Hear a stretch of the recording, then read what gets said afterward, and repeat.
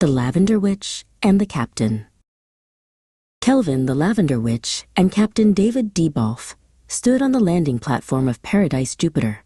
The air hummed with the gentle whir of robots, their metallic forms gleaming under the distant sun.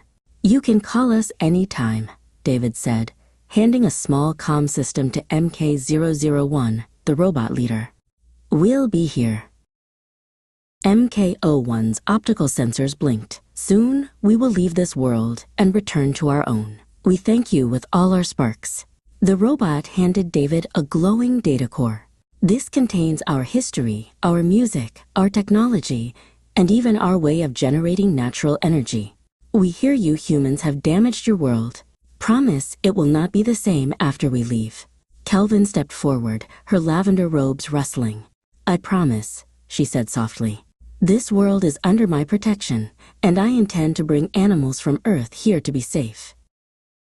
The journey back to Earth was swift. Captain Debalf decided to leave his Dominion battleship shielded and safe in orbit. "Kelvin, darling," he said, "we'll take my silver light cruiser and go home." Soon, they were gliding down to their lovely country cottage, nestled in a green valley.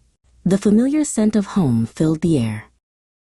Kelvin cooked a magnificent meal, roast lamb cutlets with a Jamaican twist that tasted amazing, followed by a lovely school cake for pudding. Feeling full and content, they started to get tired. With a kiss goodnight, Kelvin and David went to bed, their dreams filled with the quiet peace of their home. At 3 in the morning, Kelvin woke up for her daily ritual. She dressed in her lavender witch outfit, a long, flowing robe the color of twilight. She grabbed a soft white shawl, a gift from her friend Stevie the White Witch, and gathered her equipment. Quietly, she slipped out the back door and into the cool, dark forest, lighting a small candle as she walked.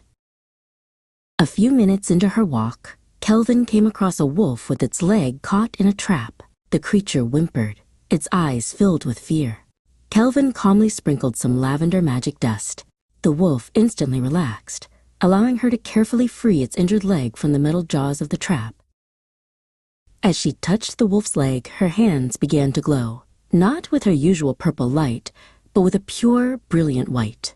The light flowed from her fingertips, and the wolf's leg instantly healed itself. "Wow," Kelvin whispered, amazed. "White magic. Thanks, Stevie."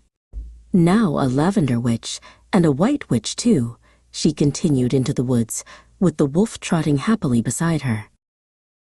Kelvin arrived at her altar, a small clearing surrounded by ancient trees. She lit all her candles, but with no wind, they instantly blew out.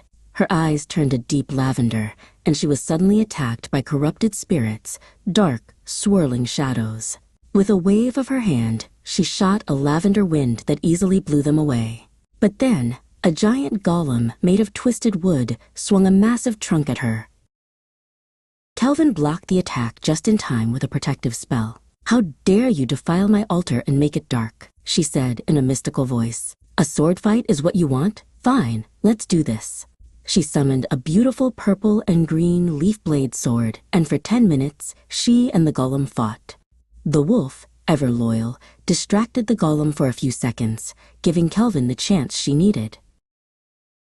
A pure white bolt of light erupted from Kelvin's hands, hitting the golem and curing the darkness within it. The golem stopped, looked at her, and then walked off into the woods. A few seconds later, it burst into a shower of flowers, spreading green life everywhere.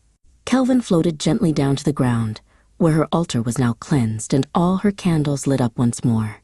The wolf sat down by the altar, waiting patiently.